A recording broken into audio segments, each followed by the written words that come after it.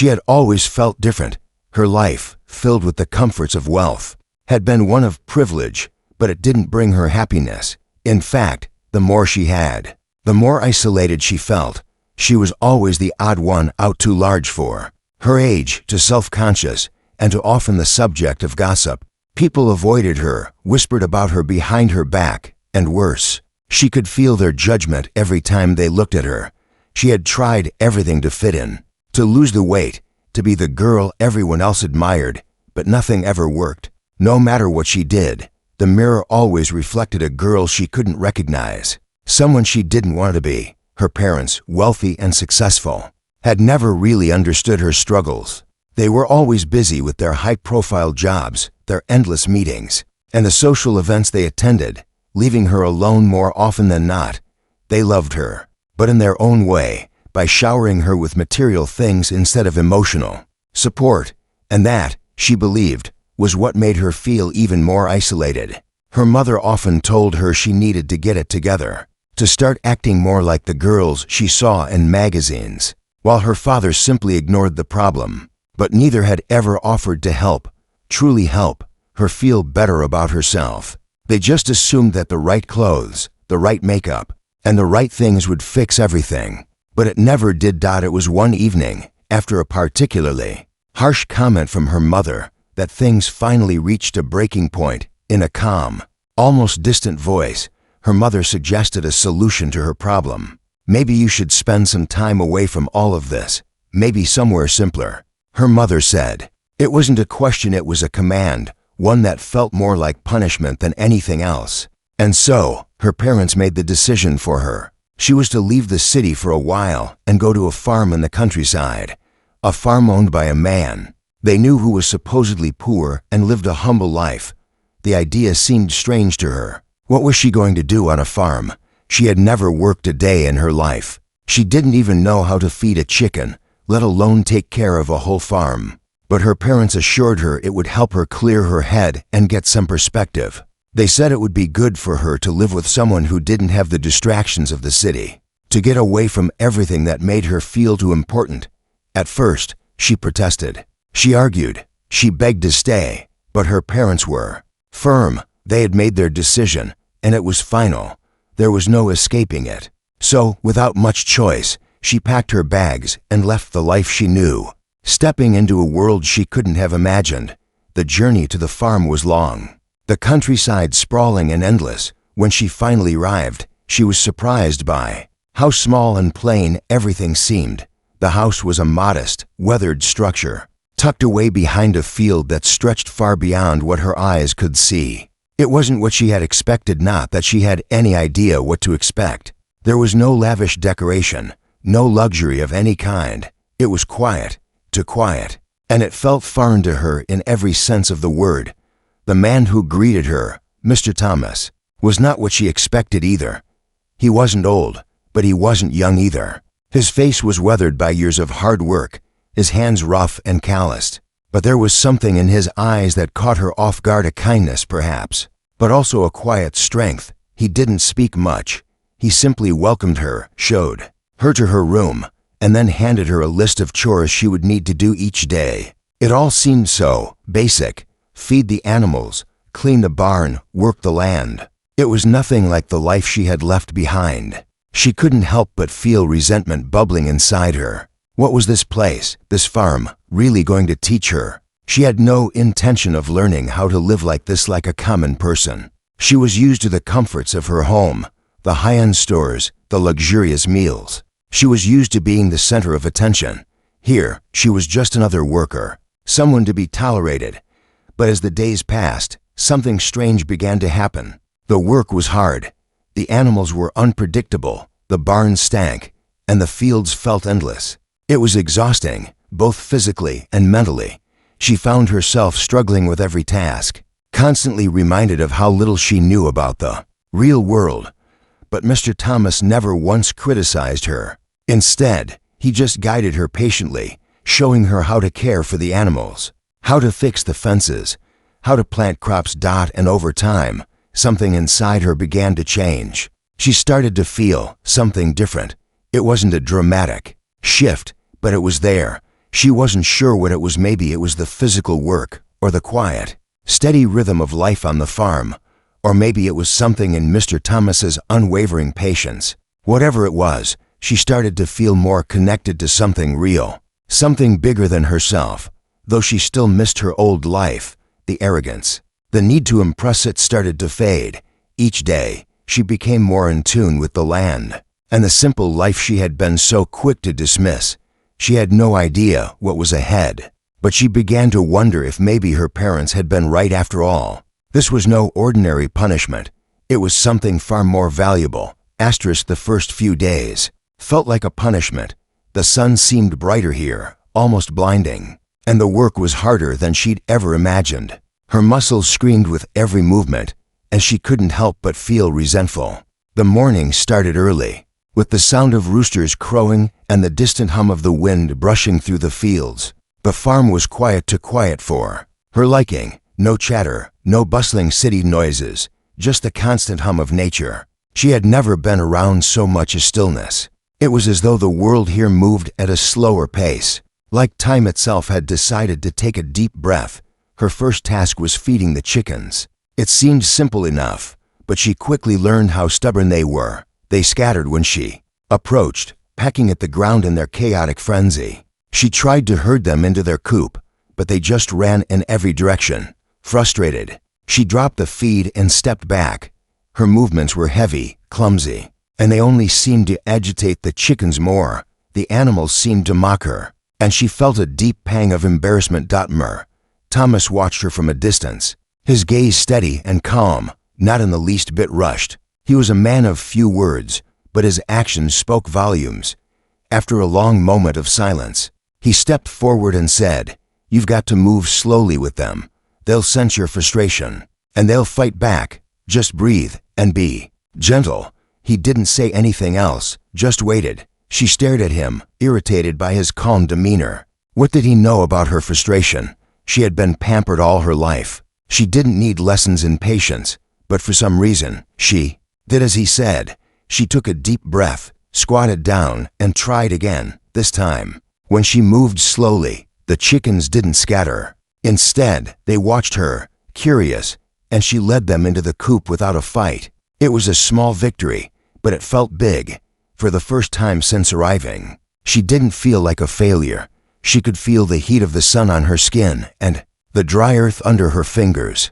There was something grounding about the way the land connected her to the world, something real and unyielding. It was so different from the sterile life she had known before. Everything here had weight. The earth, the animals, even the air felt heavier, more substantial. Later that day, Mr. Thomas asked her to help him in the field.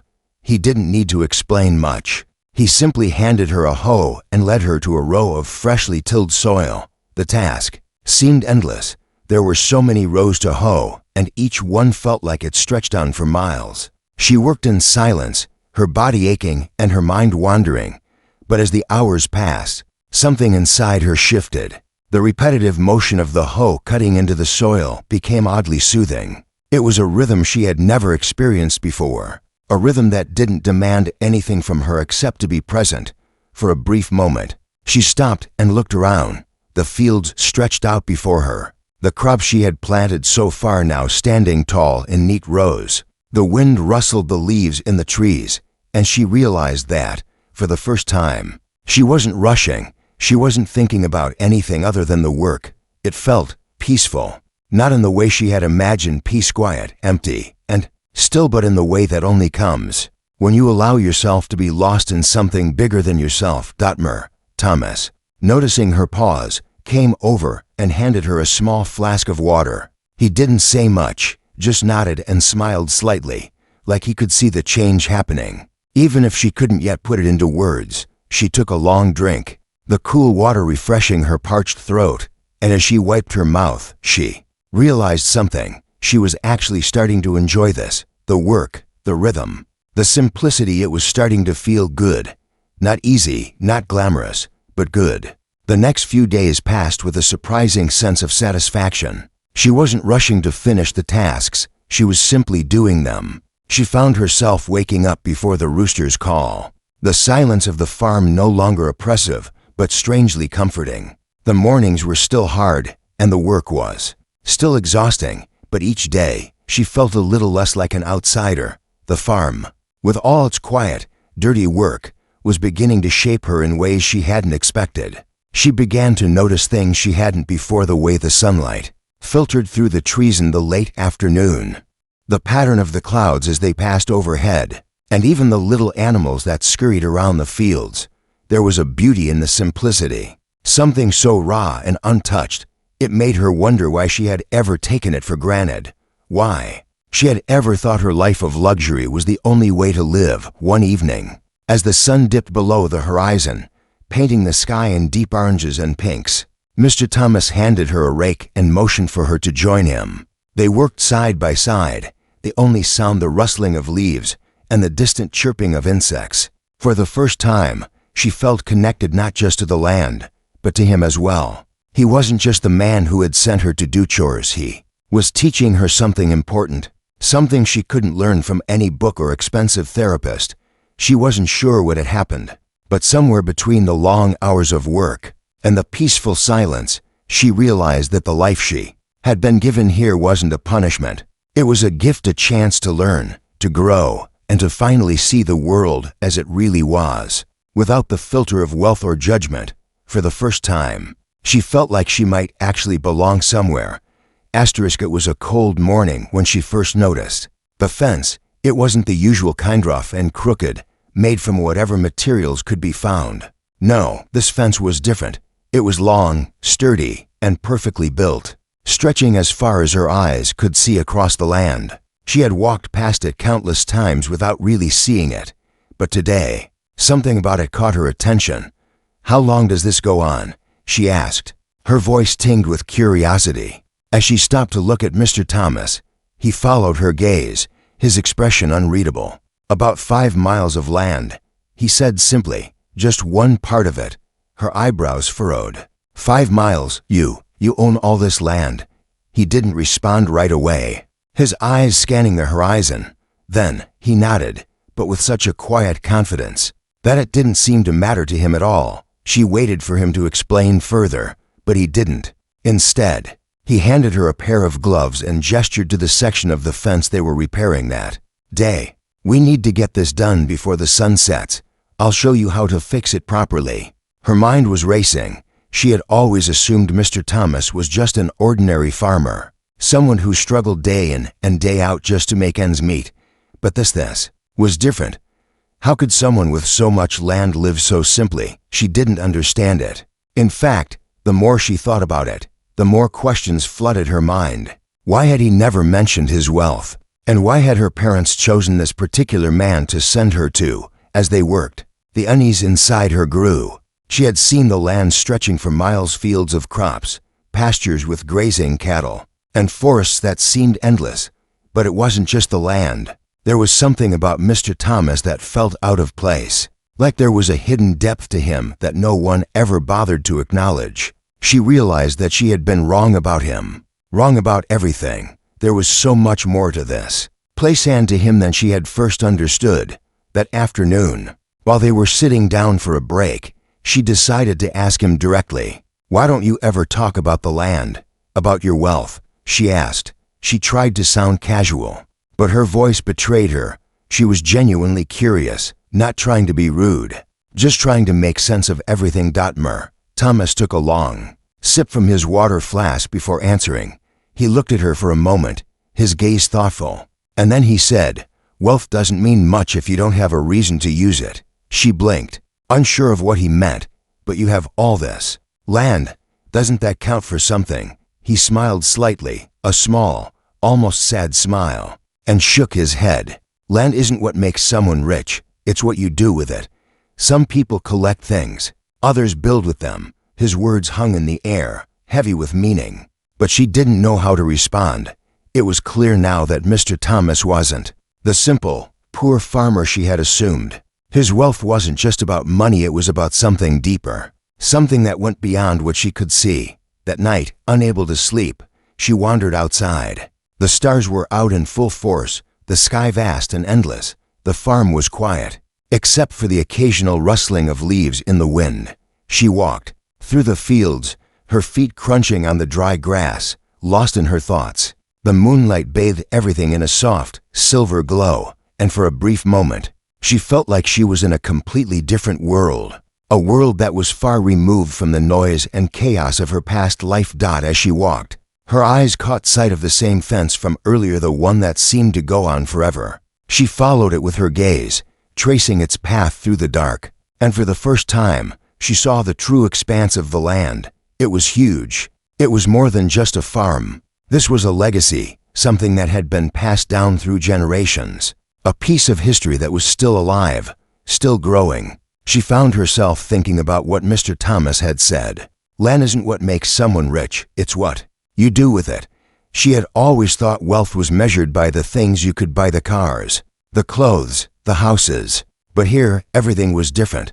Mr. Thomas had built something real with his land, something lasting. It wasn't just about wealth, it was about purpose, about creating something meaningful.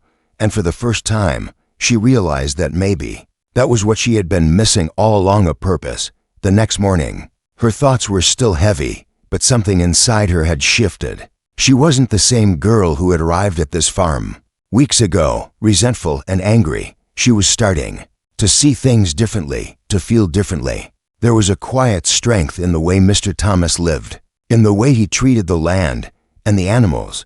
He didn't boast about what he had. He simply let his actions speak for him. And maybe that was something she could learn from. As they walked to the fields that morning, Mr. Thomas handed her a small gardening tool. "You've been doing well," he said, his voice calm and approving.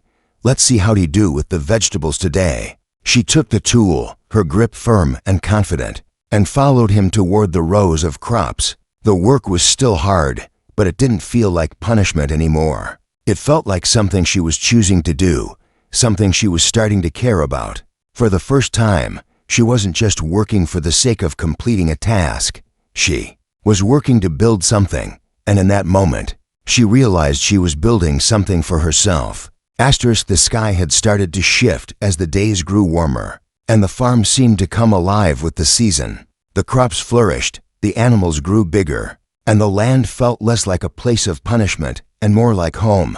Yet, despite all the change, there was one thing she still couldn't understand. Mr. Thomas. He had become more than just a caretaker of the land. He had become an enigma. Every conversation with him seemed to hold more meaning than the last, and she couldn't shake the feeling that there was something hidden, something he wasn't telling her. One evening, as the sun began to dip below the horizon, she found herself sitting on the porch, staring out at the endless stretch of fields. The sounds of the farm, distant animals, the rustle of trees felt different now. They were no longer just noises. They were the pulse of something living and breathing around her. She'd spent so much of her life avoiding real work, avoiding real responsibility, but now she felt connected. It was strange, but it was true. Mr. Thomas walked up the stairs of the porch and sat beside her without a word. For a moment, neither of them spoke. The stillness between them wasn't uncomfortable. It felt natural, like two people simply existing in the same space. He was looking at the same horizon, but she could tell his mind wasn't on the view. His mind, she suspected, was always somewhere else, on something deeper, something far away. "Mr. Thomas," she started hesitantly, "how did you come to own all this land? I mean, you've never really talked about it." He turned to her, his eyes soft but piercing. She could feel the weight of his gaze, but he didn't seem bothered. He just let the silence linger before answering. "It's been passed down to me," he said, his voice quiet, as though he were choosing his words carefully. "Generations before me worked this land. It's not about the money or the power. It's about keeping something alive, something that's bigger than just me." His answer was as elusive as always, but there was something different in his tone, something vulnerable. She could tell that the question had opened a door, one that he rarely allowed anyone to see. But it was the way he said keeping something alive that stayed with her. What did he mean by that? What was so special about the land? What was it about Mr. Thomas's way of life that was so different from anything she had ever known? The next day, while they were working the fields, she took the opportunity to ask again. This time, the question felt more urgent, like something she had to know.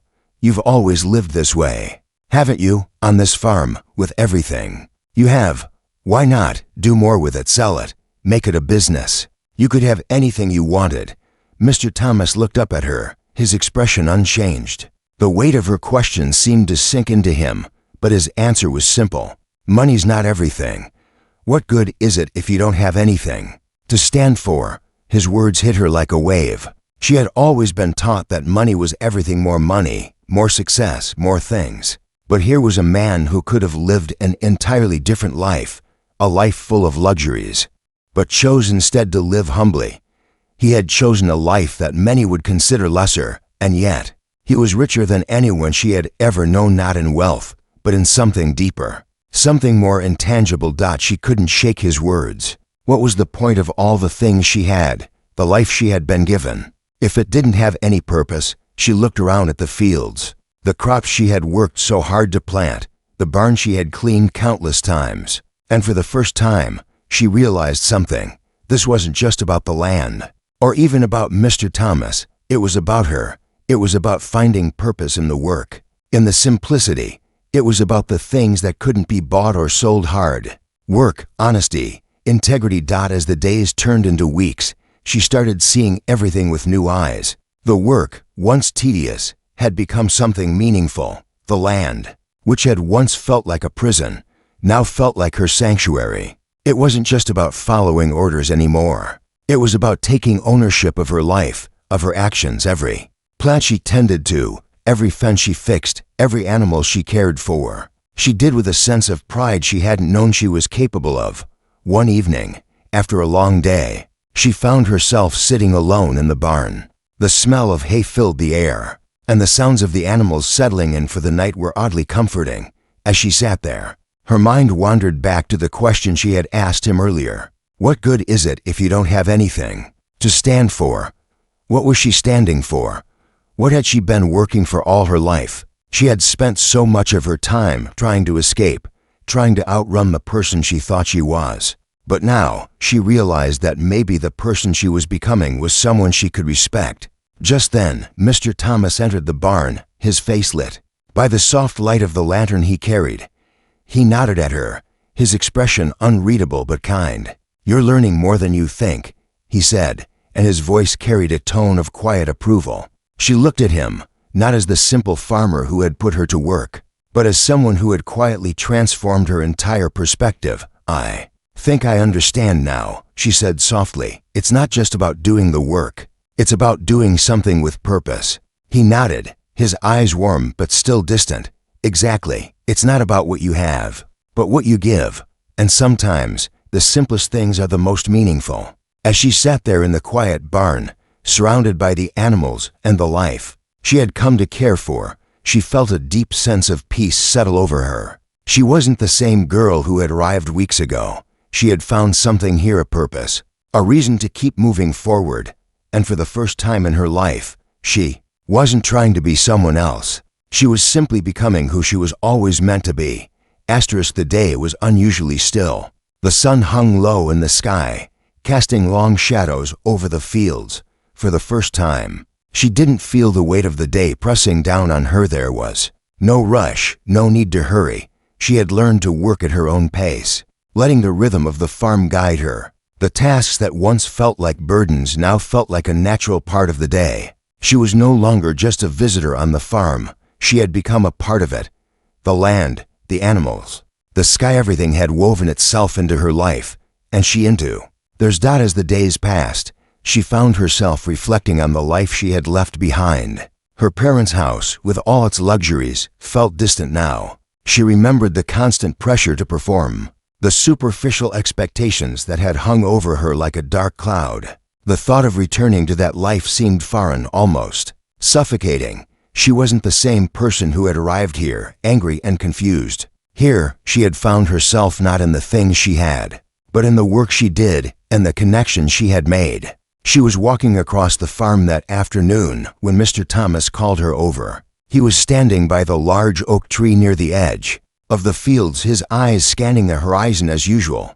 But today, there was something different about the way he looked at her. There was no distance in his gaze now, just understanding. "You've learned a lot in a short time," he said, his voice warm with a quiet pride. "Not just about the work, but about yourself." She felt a lump form in her throat. He had been right all along. The farm, the land, the hard work, it wasn't punishment. It had been her path to clarity. She had come here expecting to be broken down, to be taught a lesson about humility.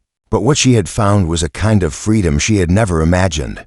"I don't think I'm the same person anymore," she said softly, looking out over the fields. "I never thought this life could mean so much. I used to think wealth was about the things you could buy. But I see now it's more about what you create. It's what you make out of what you have." Mr. Thomas nodded, his face softening. "That's the truth. Yes, it's never about how much you have, but what you do with it. The land, the animals, they don't need much. They just need care. They need respect." She stood next to him, taking in the view of the farm, the sprawling fields, the distant hills, the animals grazing peacefully. Everything was in its place, and for the first time, she felt connected to it all. She had once seen the land as something foreign, something far removed from her world. But now, she saw it as something alive, something worth preserving. "I used to think I was worthless," she said quietly. "I thought my value was in how I looked, or what people thought of me. But here, I've found something else." Double quotes. Mr. Thomas looked at her with a knowing smile. "You found what's real," he said simply. "That's what matters most." As the sun began to set, the sky turning a deep orange, she felt an overwhelming sense of peace wash over her. There was no need to prove anything here, no need to hide behind false appearances. She had learned that the real value of life wasn't found in the accolades or the luxuries. It was found in the simple things, in the work that fed the body, the time spent in quiet reflection, and in the connections that couldn't be measured by wealth. That evening, after dinner, Mr. Thomas handed her a small leather-bound book. She looked at it curiously, and he explained, "This book was passed down to me by my father. It's not much, just a collection of thoughts, ideas, and lessons he learned over his life on the farm. I think you might find something in it that will help you as you move forward." She took the book from him, her fingers tracing the worn edges. It wasn't just a book, it was a legacy, a story of someone who had built their life on the values of hard work, patience, and respect for the land. She knew, in that moment, that this was something she would carry with her for the rest of her life. It wasn't just a gift, it was a responsibility, a way of thinking that she would carry forward. "I'll take good care of it," she said, her voice steady. "I'll make sure to remember the lessons." Mr. Thomas smiled, his eyes crinkling with quiet satisfaction. "I know you will." As she walked back to her small cabin that night, the book tucked safely under her arm, she felt something she had never truly felt before, a sense of purpose. She knew now that she wasn't defined by what she had been or what others expected of her. She was defined by the choices she made, by the life she decided to build. And that life, she realized, would be one of authenticity, purpose, and gratitude. She had come to the farm seeking a way to escape her past, but what she had found was a future that was hers to create, one step at a time. The farm wasn't just where she had worked, it was where she had been reborn. And as she looked up at the stars that night, she knew that her journey was only just beginning.